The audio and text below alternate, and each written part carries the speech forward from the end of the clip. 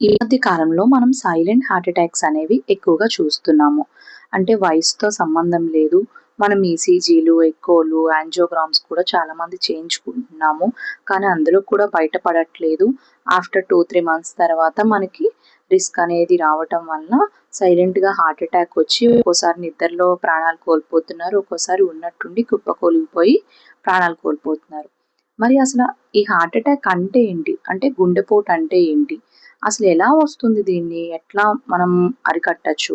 ఎట్లా మనం ముందుగానే ఐడెంటిఫై చేసి ఎలాంటి జాగ్రత్తలు తీసుకుంటే ముఖ్యంగా మనకి గుండెపోటు రాకుండా ఉంటుంది?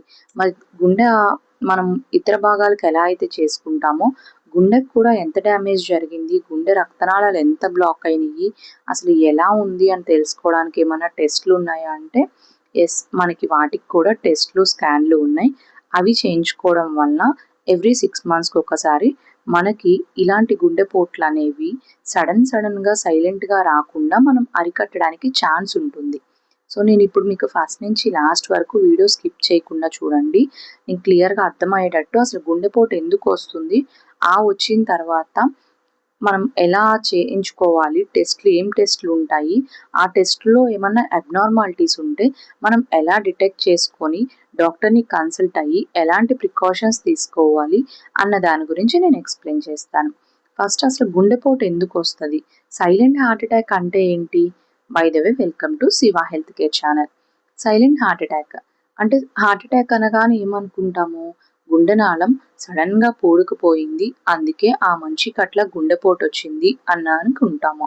అంటే సన్నగా ఉన్న మనిషికొస్తదా? లావుగా ఉన్న మనిషికొస్తదా? అన్న డౌట్ ఇక్కడొకటుంది. సన్నగా ఉన్న మనిషి లావుగా ఉన్నా గుండెపోటు వచ్చే ఛాన్సెస్ అనేవి ఇద్దరికీ కూడా సమానంగానే ఉంటుంది. మనకి వెయిట్ ఇవన్నీ కూడా పరిగణలోకి తీసుకుంటాము. కానీ మనిషి సన్నగా ఉన్నారు కదా అని గుండెపోటు రాకూడదు అని ఏ సైన్స్‌లో కూడా మనకి లేదు. మనం తీసుకునే food habits, life styles, daily మన లివింగ్ స్టైల్ ఎలా ఉంటుంది, ఇట్లాంటియన్నీ కూడా మనకి కన్సిడర్‌లోకి వస్తాయి. హార్ట్ అటాక్ అనగానే గుండెనాళం అనేది కంప్లీట్‌గా బ్లాక్ అయిపోయింది. అది కూడా కొలెస్ట్రాల్‌తోని బ్లాక్ అయిపోయింది. అందుకే ఆ మనిషికి గుండెపోటొచ్చింది అని అనుకుంటాము. కానీ నిజానికి గుండెపోటు ఎలా వస్తుంది అంటే సడెన్‌గా హార్ట్ అటాక్ అనేది మనకి సైలెంట్ హార్ట్ అటాక్స్ ఎస్పెషల్లీ నేను చెప్పేది సైలెంట్ హార్ట్ అటాక్స్ ఉన్నట్టుండి మనిషి నిద్రలోనే అండ్ అప్పటికప్పుడు కుప్పకూలిపోతారు కదా! అట్లాంటి వాళ్ళకి ఎలా వస్తుంది అంటే సడన్‌గా ఉన్నట్టుండి బాంబ్ ఎట్లా బ్లాస్ట్ అవుతుందో మన రక్తనాళం కూడా అట్లా బ్లాస్ట్ అవుతుంది. అంటే ఎక్స్‌ప్లోజన్ అంటాము. అది వితిన్ ద ఆర్టరీలోనే ఎక్స్‌ప్లోజ్ అవుతది.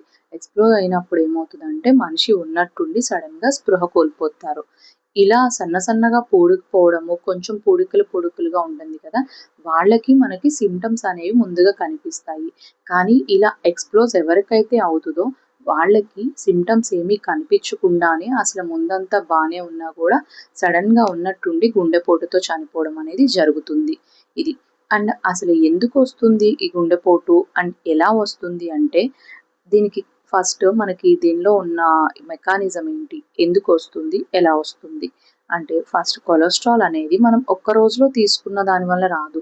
మనం కొన్ని రోజులుగా, కొన్ని సంవత్సరాలుగా మనం ఏదైతే ఫుడ్ తీసుకుంటున్నామో ఆ ఫుడ్‌లో ఉన్న కొలెస్ట్రాల్ అనేది మన బ్లడ్‌లోకి వెళ్తుంది. మన బ్లడ్ వెసల్స్‌లోకి కూడా ఒక్కోసారి ఎక్కువైనప్పుడు ట్రావెల్ చేయడం వలన అది కొన్ని సంవత్సరాలుగా ఏమవుతాయి అంటే ఆ రక్తనాళాలనేవి దగ్గరికొచ్చేస్తాయి. వెడల్పుగా ఉన్నాయి కొంచెం. బ్లడ్ సాఫీగా వెళ్ళేది ఏమవుతుందంటే కొంచెంగా తగ్గుతుంది. అట్లా తగ్గినప్పుడు రక్తనాళం అనేది దగ్గరగా వచ్చేస్తుంది. అప్పుడు అక్కడ ప్లేక్స్ లాగా ఫార్మ్ అవుతాయి. అంటే గడ్డలుగా ఫార్మ్ అవుతాయి. అప్పుడేం జరుగుతుంది అంటే రక్తనాళం మీద అట్లా ఫార్మ్ అయినప్పుడు ఏవైతే గనక సులువుగా రప్చర్ అయిపోయేవి అంటే పగిలిపోయేవి ఉంటాయో అవి వితిన్ ద ఆర్టరీలోనే ఒక్కసారిగా ఓపెన్ అయ్యి రప్చర్ అవుతది. అప్పుడు మన బాడీ అట్లానే వదిలేసిద్దా అంటే లేదు. ఆ రప్చర్‌ని గ్యాప్ ఫిల్ చేయడానికి లేదు అంటే ఆ రప్చర్ డ్యామేజ్‌ని రిపేర్ చేయడానికి చూస్తుంది. కానీ అవ్వకపోవడంతో అక్కడ ఎక్కడైతే రప్చర్ జరిగిందో అక్కడికి ఆక్సిజనేటెడ్ బ్లడ్ అంటే ఈ ఆక్సిజనేటెడ్ బ్లడ్ అనేది అక్కడికి వెళ్ళకపోవడం వలన ఆక్సిజన్ అందక అక్కడ ఆ ఏరియాలో టిష్యూ అనేది చనిపోతుంది. అప్పుడు మనకి అక్కడ బ్లాక్ అయిపోవడం వల్ల సడన్గా హార్ట్ అటాక్ అనేది రావడం అనేది జరుగుతుంది. ఎందుకు అంటే ఒక్కసారిగా రక్తనాళం పగిలిపోవడం వల్ల సైలెంట్ హార్ట్ అటాక్ వస్తుంది. ఒకవేళ అక్కడక్కడ క్లాట్స్ లాగా ఫామ్ అయితే ఈ ప్రాసెస్ అంతలో అప్పుడు నార్మల్గా మనకి సిమ్టమ్స్ అనేవి చెస్ట్ పెయిన్ అట్లాంటి సిమ్టమ్స్ అనేవి చూపిస్తుంది. అండ్ కమింగ్ టు మనం టెస్ట్లకు వస్తే ఏం టెస్ట్లు చేయించుకోవాలి అండ్ ఆ టెస్ట్లకి మన హార్ట్ అటాక్కి అసలు రిలేషన్ ఉందా లేదా, కాజెస్ ఏంటి, ఏ కాజెస్కి ఎలా వస్తుంది, మనం తీసుకునే కంప్లీట్గా ఫుడ్ వల్లే వస్తుందా కాదా అనేది చూద్దాము. ఫస్ట్ ల్యాక్ ఆఫ్ స్లీప్ వల్ల మనం కరెక్ట్గా స్లీప్ అనేది 7 to 8 అవర్స్ లేకపోవడం వల్ల ఏం జరుగుతుంది అంటే మనకి కార్టిజోల్ అనే హార్మోన్ అనేది రిలీజ్ అవ్వదు. అది ఏమవుతుందంటే ఇన్యాక్టివ్ స్టేట్లోకి నార్మల్గా కార్టిజోల్ అనే హార్మోను యాంటీ ఇన్ఫ్లమేటరీ యాక్షన్స్ని ప్రొడ్యూస్ చేస్తుంది. అది మనం ఎప్పుడైతే సరిగ్గా నిద్రపోమో అది ఇన్యాక్టివ్ స్టేట్లోకి వెళ్ళిపోతుంది. ఇన్యాక్టివ్ స్టేట్లోకి వెళ్ళిపోయినప్పుడు మనకి నార్ అడ్రెనాలిన్ అని అంటాము, నార్ ఎపినెఫ్రిన్ అదేమవుతుందంటే ఎక్కువగా అయిపోతుంది. అట్లా ఎక్కువగా అయిపోవడం వల్ల సింపాథెటిక్ సిస్టమ్ యాక్టివేట్ అయ్యి నార్ ఎపినెఫ్రిన్ ఎక్కువగా రిలీజ్ చేస్తుంది. అట్లా రిలీజ్ అయినప్పుడు మనకి బ్లడ్ ప్రెషర్ అంటే బీపీ పెరిగే ఛాన్స్ ఉంటుంది. అలానే స్ట్రెస్ హార్మోన్స్ పెరుగుతాయి. క్రోనిక్ ఇన్ఫ్లమేషన్ కూడా మనం అట్లా రెగ్యులర్గా 7 గంటల నుంచి 8 గంటలు పడుకోకుండా మిడ్ నైట్ ఎక్కువగా లేచి ఉండటం వల్ల మనకి ఆ కార్టిజోల్ ఎక్కువ రిలీజ్ అయిపోతుంది. స్ట్రెస్ హార్మోన్స్ ఇట్లాంటివన్నీ ఎక్కువైపోతాయి. ఇట్లా ఎక్కువైనప్పుడు కూడా మనకి కొలెస్ట్రాల్ అనేది బిల్డప్ అయిపోతుంది బాడీలో. బిల్డప్ అయిపోయి అది రక్తనాళాల్లో ప్లేక్స్ లాగా ఫామ్ అవుతుంది. దాన్నే ఎథెరోస్క్లెరోసిస్ అంటాము. అట్లా ప్లేక్స్ లాగా ఫామ్ అయిపోయినప్పుడే మనకి ఆ రక్తనాళం చుట్టూ ఫామ్ అవ్వడము, అలానే రక్తనాళంలో ఫామ్ అవ్వడం వల్ల ఉన్నట్టుండి బ్లాస్ట్ అయ్యే ఛాన్స్ ఉంటుంది. ఇక్కడ మీరు తెలుసుకోవాల్సింది ఏంటి అంటే మన హార్ట్ అటాక్ ఎప్పుడైనా హార్ట్ అటాక్స్ వచ్చేవి ఒకటి స్ట్రెస్ వల్ల, ఒకటి ల్యాక్ ఆఫ్ స్లీప్ వల్ల, ఒకటి యాసిడ్ అంటే చాలా మందికి ఎసిడిటీ ఎక్కువగా ఉంటుంది.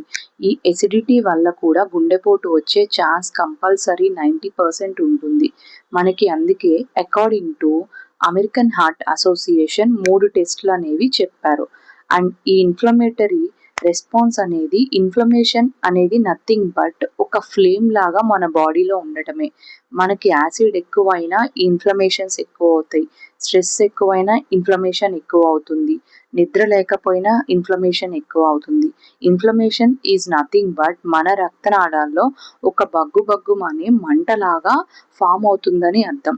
అలా ఫామ్ అయినప్పుడు అది కొద్ది రోజుల తర్వాత ఏమవుతుంది, మంటను ఒక చోట పెడుతున్నాము మంట అవుతుంది అంటే ఏమవుద్ది, కొద్దిగా ఏమవుతుంది, కొన్ని రోజులు ఉండగా అది బ్లాస్ట్ అవుతుంది. మనకి డైలీ లైఫ్లో అది జరిగేది కూడా అదే. స్ట్రెస్ అంటే మనం చాలా ఫ్రీగా ఉంటామండి, అసలు మాకు ఏమీ ఉండదు స్ట్రెస్ అనేది. మరి ఎందుకు వస్తుంది అంటే మనం పొద్దున్నే అంతా లేచి వాకింగ్ చేస్తాము, ఎక్సర్సైజ్ చేస్తాము, డైట్ తీసుకుంటాము.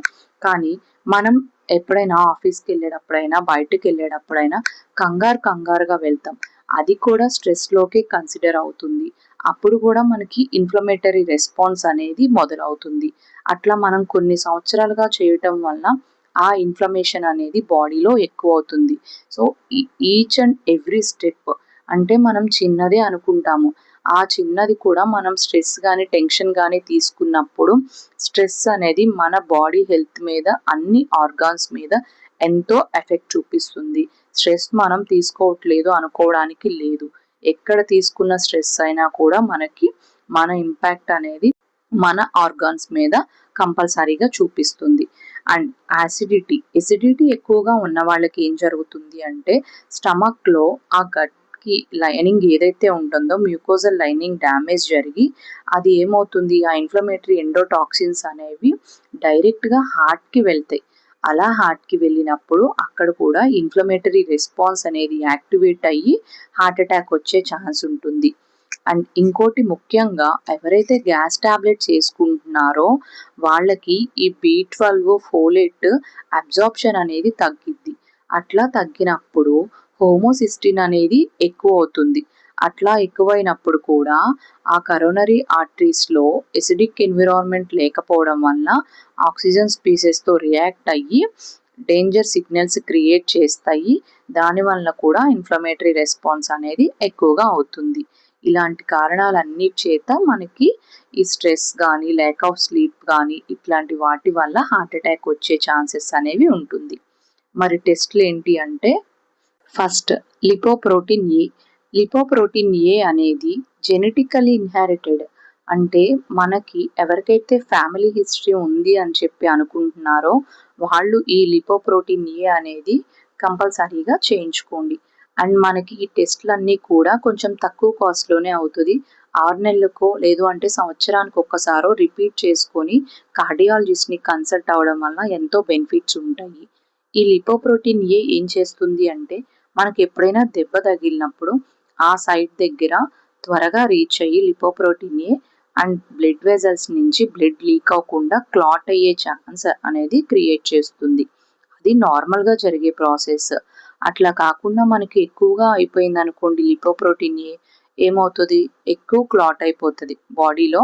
రక్తనాళాల్లో క్లాటింగ్ అనేది ఎక్కువగా జరుగుతుంది, లేదు అంటే రక్తనాళం చుట్టూ కానీ. అట్లాంటప్పుడు మనకి హార్ట్ అటాక్ అనేది వచ్చే ఛాన్స్ ఉంటుంది. అందుకే మనకి ఇప్పుడు అమెరికన్ హార్ట్ అసోసియేషన్ వాళ్ళు ఈ టెస్ట్ని కూడా 2025లో ఇంక్లూడ్ చేశారు. లిపోప్రోటీన్ ఏ అనేది కూడా జెనెటిక్ రిస్క్ ఎవరికైతే అంటే ఫ్యామిలీ హిస్టరీ ఉన్న వాళ్ళు ఈ టెస్ట్ చేయించుకోండి అని చెప్పి. సో లిపోప్రోటీన్ ఏ చేయించుకోవడం వల్ల మీకు ఎంత క్లాటింగ్ అవుతుంది అండ్ అది కొలెస్ట్రాల్ని తీసుకెళ్తుంది కాబట్టి మీకు అది కార్డియాక్ టెస్ట్గా హెల్ప్ అవుతుంది. మనకు అది గైడ్లైన్స్ ఇచ్చారు, లిపోప్రోటీన్ ఏ చేయించుకోవాలి. అండ్ ఇంకో టెస్ట్ ఏంటి అంటే హై సెన్సిటివిటీ సిఆర్పి. సిఆర్పి అనేది సి రియాక్టివ్ ప్రోటీన్. ఈ హై సెన్సిటివిటీ సిఆర్పి అనేది లైక్ మనకి స్మోక్ డిటెక్టర్ లాగా. ఒక స్మోక్ ఎక్కడైనా జరుగుతుంది అంటే మనం స్మోక్ డిటెక్టర్స్ పెట్టి అవి ఎలా డిటెక్ట్ చేస్తాయో మన బాడీలో ఇన్ఫ్లమేషన్ అని ఇందాక నేను డిస్కస్ చేశాను కదా, మంటలాగా ఉంటుంది అని చెప్పి దాన్నే ఇన్ఫ్లమేషన్ అని అంటాము. అలా బాడీలో ఎక్కడెక్కడ ఏ వెజల్స్లో ఉన్నా కూడా ఈ హై సెన్సిటివిటీ సిఆర్పి అనేది ఎంత ఇన్ఫ్లమేషన్ అనేది ఉంది, అది నార్మల్ రేంజ్లో ఉందా ఎలా ఉంది అనేది మనకి డిటెక్ట్ చేస్తుంది. వయసుతో సంబంధం లేదు, 20 సంవత్సరాలు దాటిన తర్వాత అందరూ కూడా ఈ టెస్ట్లు చేయించుకోవచ్చు. ఇవి మనకి గైడ్లైన్స్లో 2025 అమెరికన్ హార్ట్ అసోసియేషన్ వాళ్ళు నిర్ధారించిన టెస్ట్లు. ఈ 3 కూడా మనకి సైలెంట్ హార్ట్ అటాక్స్ని నిర్ధారించడానికి ఉపయోగపడతాయి. అండ్ మూడో టెస్ట్ ఏంటి అంటే calcium score, city calcium score అంటాము. కరోనరీ కాల్షియం స్కోర్ అనేది మూడో టెస్ట్. ఇది కూడా మనకి ఇదేంటి అంటే ఇవన్నీ కూడా మనకి ఫ్యూచర్లో రిస్క్ ఉన్నాయా లేవా అనేది డయాగ్నోస్ చేస్తాయి. ఇది కూడా కాల్షియం స్కోర్ అనేది కరోనరీ కాల్షియం స్కాన్ అనేది ఒక 10 మినిట్స్ అనేది స్కాన్ ఉంటుంది. మనకి బ్రెయిన్కి అలానే నడుముకి కానీ అట్లా ఎక్కడైతే స్కాన్ తీస్తామో హార్ట్కి కూడా ఆర్టరీస్లో ఏమన్నా బ్లాక్స్ ఉన్నాయా, అలానే కాల్సిఫైడ్ ప్లేక్స్ అంటాము. ఏదైనా కాల్సిఫైడ్ అయిపోయి ప్లేక్స్ ఏమన్నా ఎక్కడైనా గుండె నాళాల్లో రక్తనాళాలు తీసుకెళ్లే దానిలో ఎక్కడైనా బ్లాక్ అయిపోయి ఆల్రెడీ బ్లాకేజెస్ ఏమన్నా ఉన్నాయా తెలుసుకోవడానికి ఉపయోగపడుతుంది. అలా తెలుసుకోవడం వలన మనం అప్పుడు ఉన్న రిస్క్ని కూడా ఐడెంటిఫై చేయొచ్చు. ఫ్యూచర్లో కూడా జాగ్రత్త పడటానికి మందులు వాడుకోవడానికి ఈ కాల్షియం స్కోర్ అనేది కరోనరీ కాల్షియం స్కాన్ అనేది చాలా బాగా ఉపయోగపడుతుంది. అండ్ ఈ టెస్టుల్లో అబ్నార్మల్ కానీ నార్మల్ వాల్యూస్ ఎట్లా ఐడెంటిఫై చేయాలి అనేది నేను ఇక్కడ మీకు టేబుల్ ఒకటి ఇస్తున్నాను, అందులో చూసుకోండి. బట్ మీరు ఈ టెస్టులు చేసిన తర్వాత కార్డియాలజిస్ట్ని కన్సల్ట్ అయిన తర్వాతే మీరు ఏమైనా ఫర్దర్గా ట్రీట్మెంట్ అనేది తీసుకోవాలి. అండ్ ఈ టెస్టులు కూడా మీరు కార్డియాలజిస్ట్ని కన్సల్ట్ అయ్యి చేయించుకుంటే ఇంకా మంచిది. ఈ 3 టెస్టులు అనేవి ఇప్పుడు అందరికీ చేస్తున్నారు హాస్పిటల్స్లో కూడా. బట్ ఈ కరోనరీ కాల్షియం స్కాన్ అనేది చిన్న చిన్న హాస్పిటల్లో అవైలబుల్ ఉండదు. ఈ మిషను కొన్ని హాస్పిటల్లో, గుండెకి సంబంధించిన హాస్పిటల్లో ఉంటుంది. అట్లాంటి ఇన్ఫర్మేషన్ ఏమన్నా ఎక్కడ ఉంది అని తెలుసుకోవాలి అనుకుంటే కమెంట్లో పోస్ట్ చేయండి. అండ్ ఒకటి ఫైనల్గా మొత్తం నేను చెప్తాను. ఒక first test lipoprotein A, second high sensitivity CRP, third test coronary calcium scan. ఈ 3 స్కాన్ల నేమ్స్ కూడా నేను కింద డిస్క్రిప్షన్లో ఇస్తాను, ఒకసారి చెక్ చేయండి. అండ్ మీకు ఏమైనా డౌట్స్ అట్లా ఉంటే కమెంట్లో పోస్ట్ చేయండి. ఇలాంటి ఇన్ఫర్మేషన్ యూస్ఫుల్ వీడియోస్ కోసం లైక్ చేయండి, షేర్ చేయండి, సబ్స్క్రైబ్ చేసుకోండి. Thank you.